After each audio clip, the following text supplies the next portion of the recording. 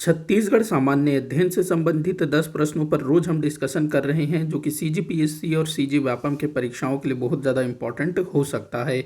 सीधे हम लोग क्वेश्चंस पर चलते हैं। आप लोग जो है साथ साथ में आंसर देते जाइएगा, नीचे कमेंट बॉक्स में अपने आंसर बता सकते हैं। तो आज का पहला क्वेश्चन है, कोटपाड़ की संधि का संबंध किससे है? कोटपाड़, देखिए ये जो कोटपाड़ है ना, ये वर्तमान समय में उड़ीसा राज्य में स्थित है। कोटपाड़ उड़ीसा का एक स्थल है। तो यहाँ पर एक संधि हुई थी, और ये जो संधि है छत्तीसगढ़ के किसी राजवंश के लिए बहुत ज़्यादा महत्वपूर्ण सिद्ध हुई। तो आपको बताना है कि यह संधि किन शासकों से संबंधित थी। तो ये जो कोटपाड़ की संधि हुई थी, ये काकतीय शासकों से संबंधित था, जो कि 1778 में संपन्न हुई। इस समय काकतीय वंश का जो शासक था वो था दरियाए देव। और काकतीय वंश के शासकों ने कहाँ पर शासन किया था? तो बस्तर क्षेत्र में। तो दरियाए देव इस समय शासक था, और दरियाए देव का जो है अपने भाई अजमेर सिंह के साथ संघर्ष चल रहा था, जिसमें अजमेर सिंह मारा जाता है। और दरियाए देव जो है अजमेर सिंह के विरुद्ध मराठों से, अंग्रेजों से और जयपुर के राजा से सहायता मांगता है। तो ये जो दरियाए देव अपने भाई के विरुद्ध जो सहायता मांगता है इन तीनों से, मराठों, अंग्रेजों से और जयपुर के राजा से, तो जो संधि होती है वो कोटपाड़ में होती है। अलग अलग संधियां होती है सबके साथ। तो ये संधि जो है कोटपाड़ की संधि के नाम से जाना जाता है। और इसी संधि के बाद जो बस्तर रियासत था वो एक तरह से अंग्रेजों और मराठों के अधीन होता चला गया। मतलब कि एक तरह से मराठों और अंग्रेजों का बस्तर क्षेत्र पर अधिकार करने का मार्ग प्रशस्त होता है कोटपाड़ की संधि से, जो कि 1778 में हुआ था। ध्यान रखेंगे इस समय शासक कौन था बस्तर का? तो दरियाए देव, जिसका अपने भाई अजमेर सिंह के साथ संघर्ष चल रहा था। और इस संघर्ष में अजमेर सिंह जो है मारा जाता है। विद्रोह हुआ था इसी समय, हलवा विद्रोह, वो भी आप ध्यान में रखिएगा। तो आंसर होगा आपका काकतीय शासकों से इसका संबंध है। आगे बढ़ते हैं अगले क्वेश्चन की तरफ। तो अगला क्वेश्चन है, किस पर्व में बैलों की पूजा की जाती है? आपको बताना है कि छत्तीसगढ़ में मनाए जाने वाले किस पर्व में बैलों की पूजा की जाती है। मतलब कि जो कृषक हैं उनसे संबंधित कोई पर्व होगा। तो देखिएगा, हरेली की अगर हम बात करें तो इसमें जो हल है और कृषि संबंधी जो दूसरे औजार हैं उनकी पूजा अर्चना की जाती है हरेली में, कृषि संबंधी उपकरणों की, जिसमें प्रमुखतः हल की पूजा होती है और बाकी दूसरे उपकरणों की भी।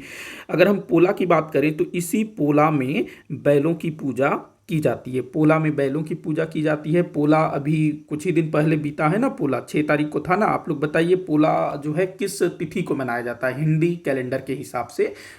वैसे तो जो हमारे घरों में जो कैलेंडर होता है उसके हिसाब से 6 सितंबर को पोला मनाया गया। बाकी आप बताइएगा कि पोला वैसे कब मनाया जाता है हिंदी कैलेंडर के हिसाब से? तो पोला त्योहार में ही क्या होता है? बैलों की पूजा की जाती है। साथ ही साथ पोला त्योहार में ही बैल दौड़ भी आयोजित किया जाता है।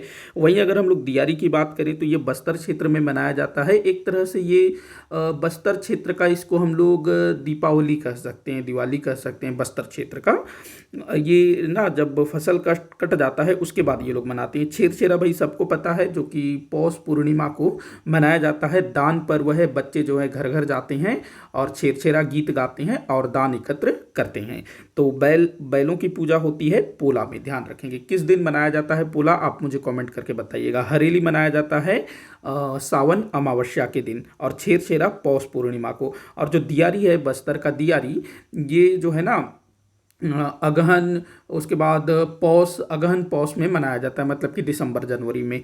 आगे बढ़ते हैं अगले क्वेश्चन की तरफ। तो अगला क्वेश्चन है, शहीद हनुमान सिंह के कितने साथियों को गिरफ्तार कर उन पर राजद्रोह का मुकदमा चलाकर उन्हें 22 जनवरी 1858 को मृत्युदंड दिया गया? तो देखिएगा, शहीद हनुमान सिंह जो कि ब्रिटिश सेना में थे और रायपुर में पोस्टेड थे। मतलब रायपुर में उसके आसपास में हालत खराब थी, क्योंकि जो वीर नारायण सिंह थे उन्होंने विद्रोह कर दिया था। तो इन सब चीज़ों से निपटने के लिए एक सेना जो है रायपुर बुलाई गई थी। तो उन्हीं में हनुमान सिंह जी भी थे।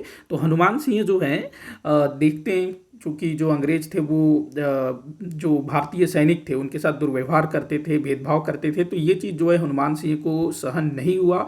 और ये जो समय था 1857-58 का समय, पूरे देश में अंग्रेजों के विरुद्ध आंदोलन चल रहा था, विद्रोह चल रहा था, तो ये भी जो है इन्हीं चीज़ों से प्रेरित होते हैं और विद्रोह कर देते हैं। अपने एक सैन्य अधिकारी जिसका नाम था सिडवेल, उसकी हत्या कर देते हैं और अपने साथियों को आह्वान करते हैं कि तुम लोग जो है कब तक अंग्रेज़ों की गुलामी करोगे, मेरे साथ आओ और हम जो है इन अंग्रेज़ों को मार भगाएंगे।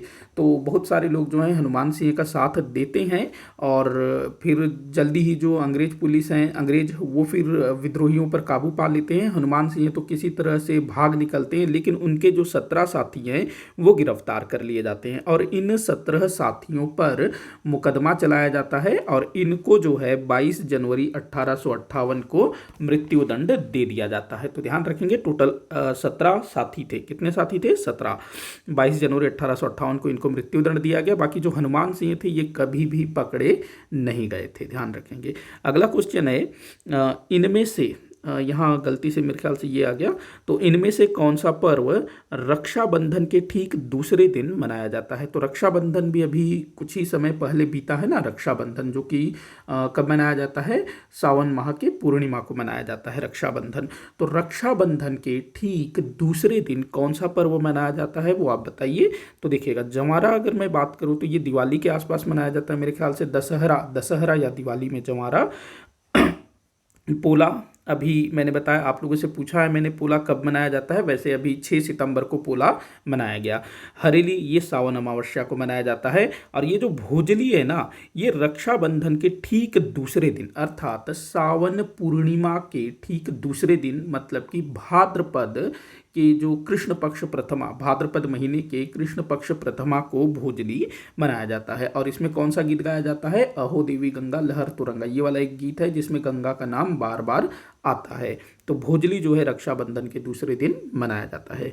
अगला क्वेश्चन है हमर कतका सुंदर गांव, हमर कतका सुंदर गांव कविता के रचयिता कौन है? देखिएगा, ये जो हमर कतका सुंदर गांव, ये ना अभी हमारी जो छत्तीसगढ़ गवर्नमेंट की जो 6वीं क्लास की हिंदी की पुस्तक है ना, उसमें ये वाली कविता है, हमर कतका सुंदर गांव। छत्तीसगढ़ी कविता है। अगर आपके आसपास कोई आपके भाई बहन कोई भी अगर 6th क्लास में पढ़ते हैं तो आप उनके हिंदी के बुक में ये देख सकते हैं, शायद अभी भी मेरे ख्याल से होगा क्योंकि मैंने पुराने वाले बुक में इसको देखा था।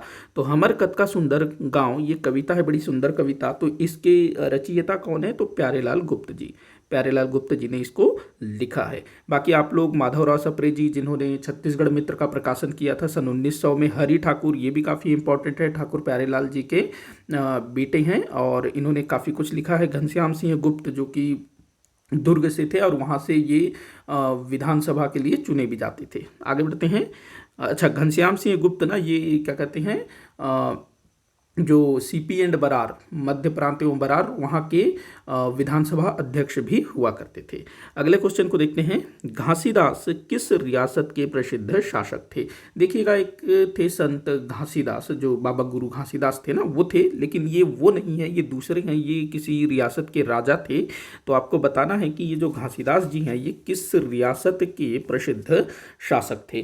तो ये जो घासीदास जी है ना, ये नांदगांव रियासत के प्रसिद्ध शासक हुआ करते थे किसी जमाने में। मतलब नांदगांव जो अभी हम राजनांद गांव के नाम से जानते हैं ना, इसको नांदगांव भी बोला जाता है, राजनांद गांव। तो इसको राजनांद गांव भी बोला जाता है, ध्यान रखना।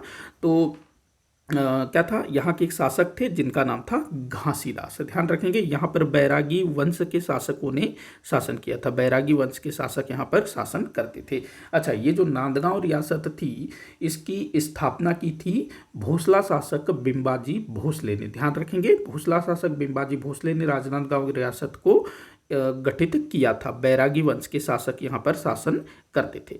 अगले क्वेश्चन को हम लोग देखते हैं।